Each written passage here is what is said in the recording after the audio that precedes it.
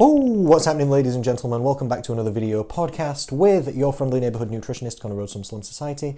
Lovely to see you again. Today I am talking to you about the burst diet method, the best damn diet method that you've never heard, tried or used. So I will ask you first, this is a question to you, this is the first thing I wanted to say really, is have you ever heard of any other people, places or programs that use this diet burst method? Because I don't know if I have. And I do. This is how the 6 Steps to Slim program works. It's not called the diet burst. The program's called the 6 Steps to Slim. But this is one of the things that we do. And I don't want to say I've invented it because that sounds grandiose. I've gotten it somewhere from somehow. Unless I've logicked it out of the ether, but that doesn't make sense. So you comment below, have you heard of anybody else recommending this? Because what we're talking about today is realistic dieting, achievable dieting. Realistic is the key word. This is what other places and programs do not do. They do not set you achievable calorie targets.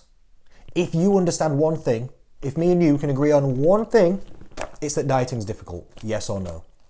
Leave on a comment. It's yes, isn't it? Give it a thumbs up for yes. On the video, give us a thumbs up. It's dieting's difficult. Isn't it? It's dieting's difficult. And I, on the 6 Steps to Slim, I literally strive to make the program as easy as possible for people. But still, you've got to do some stuff, don't you? You've got to do something. You've got to do something, don't you? You've got to do something. You've got to change something, otherwise nothing will change. It's kind of like a law of the universe and making changes, especially when it's habits, especially when it's fat loss, fitness and food.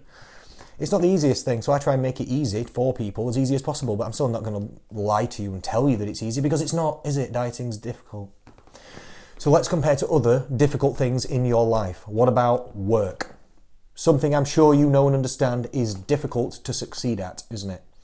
To get all the success you want at work, it's difficult, isn't it? It takes daily effort, it takes grind, it's hard to do. So what do you do with work?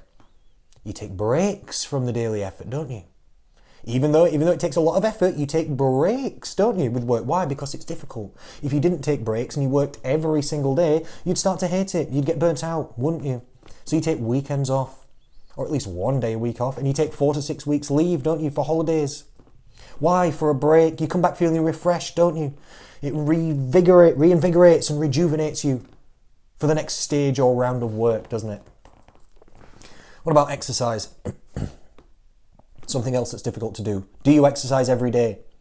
Okay, maybe you don't exercise, maybe you do. Okay, do people exercise every day? On the large and whole, no. That wouldn't be a smart move, would it? You'd break yourself down more than you build yourself up. Not unless you only exercise a tiny bit. But you know, even professional athletes don't exercise every day. They take rest days. They take weeks off per year. Definitely, don't they? Why? Because it's difficult. Because you'd get exercise fatigue, like you'd get work fatigue. So why do people not take into account diet fatigue? Why do people, leave on a comment, pray tell, why do people diet every single day? Why are we not taking breaks? Why are we not respecting dieting's difficulty? Why have we not learnt yet that it's difficult, and things that are difficult, it's best not to do them every day? Even things that you love in your life, if you do them every day, you'll start to hate it. You need to take breaks from things, you need to switch things up. Why are you trying to diet every day? I'm going to call them out. Slimming World are a flipping perpetrator and proponent of this kind of thing, because they flipping weigh you in every single week, don't they? And they ask you how much weight you're going to lose next week, like you can predict the future. And then if you do lose weight, yay, and if you don't, tuts and ums, isn't it? Oh, have you done that? Oh, did you eat? Isn't it? Asking questions. Oh, do you know what you did? Oh, what do you think you did? You know, wanting you to lose weight every single week. Why? Do you think that's the path to success? Grinding yourself into the dirt like you've done every single time before, wearing yourself out, making yourself hate it? Do you remember why you started all this dieting business? Because maybe you've forgotten. It's difficult, isn't it? It's easy to get lost. Do you remember you started all this dieting and healthy eating business to feel better, for healthier and happier? Do you remember? So you know, if you're dieting and it's making you feel worse, you're doing it wrong. Look, listen to me. If you're dieting and it's making you feel worse, you're doing it wrong. Yeah, but Connor, the weight's going down. Okay. Message me in a year when all the weight's back, because you're doing it wrong. You're supposed to be feeling better. If you, whatever method you're using, make sure it's working for you. Okay, make sure it's working for you. But no matter how easy it feels for you at the time, prepare yourself that you're going to have to take breaks. We need to get out of this mindset of dieting just continuously from the start to the end. Like, you go to join a nutritionist or a Skinny Watchers Weight World kind of program, don't you? And they say, how much weight do you want to lose? And you know what people say to me on the 6 Steps to Slim? They'll say 10 stone, 11 stone, 12 stone, 13 stone. Not always. We have people 1 stone, 3 stone, 5 stone. But some people say 10, 11, 12, larger style weight loss goals. What would other programs say to you? Oh, you want to lose 12 stone? Oh, okay. Are you ready? 3, 2, 1, go. And then what? You just go from the start all the way to the end in one go without stopping. Don't be ridiculous. Do you wonder why you fail? You're just going, go, go, go. And when it feels awful, you just ignore it. No, carry on, hold, and then you wonder why you slip and slide off track. Or you just go, go, go until explosion. Kaboom. Isn't it? Until it all explodes. And the red binge eating mist descends. And you just stick your face into a cake.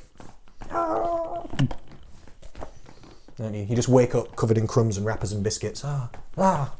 Coming back now, what happened? Don't you? Sometimes weeks later.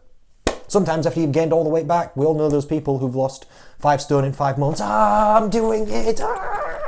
Rushing forward, 1,000 miles an hour, shake diet, 500 calories per day, VLCD. And you're like, oh my God, look at this person slimming down, being all impressed. And then they gain the weight back, don't they? In roughly the same amount of time as it took them to lose it. Pretty quick. Pretty quick.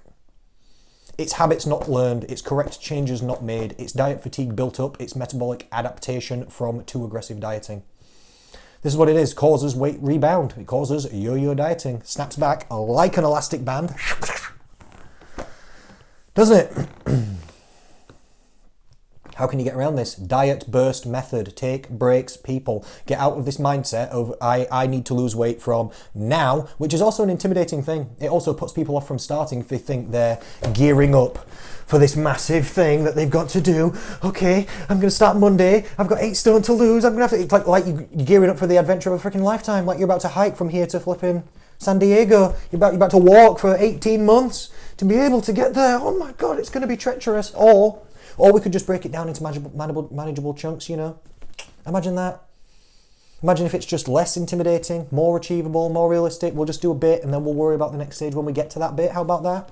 You could stare at the top of the mountain and then wonder why it looks intimidating. You keep slipping and falling and then going into a crevasse because it's a flipping slippery slope, isn't it? It's a slippery journey full of pitfalls and traps, isn't it? The fat loss journey. It's difficult. If you're staring at the top of the mountain, you can't even see that far away. Most people don't even know where they're trying to get to. Literally, it's just a feeling that they have. They just know the general direction. You can't see the top of the mountain. It's too high. It's flipping misty.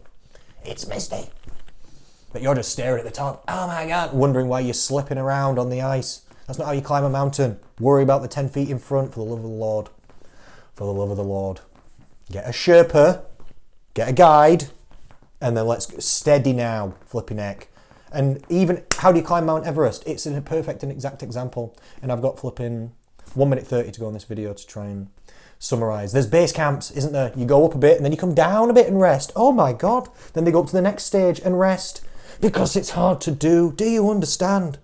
Why you need to take breaks? You need to break it down into stages. You need to break it down into chunks. This is what we do on the 6 Steps to Slim program. Literally, some people diet Monday to Friday and then they take a break Saturday, Sunday. Some people do a stone and then a week off and then a stone, then a week off. Some people do 4 weeks on, 1 week off, 4 weeks on, 1 week off. Some people do 8 weeks on, 2 weeks off, or some people do as much as they can. Like I had a lady who had a 100-pound weight loss goal and she just said, all right, I'm just going to go and just do as much as I can because I'm not trying to hold you back. I'm just trying to make it realistic and achievable for you. She said, all right, I'm going to do as much as I can in one go. And she did. She got 60 pounds off, 60% in one go. And then she was, I'm feeling tired, I'm worn out. I'm thinking, all right, we need to take a break. She took 1 to 2 months off somewhere in that range and region, and then got started back at it, rejuvenated, reinvigorated, lost the other 40 pounds in one go, just one break, but a sizable, lengthy one. It's what works for you. No two people on our program have it set up the same, really. We figure out what works for you, and I would encourage you to do this with your diet too.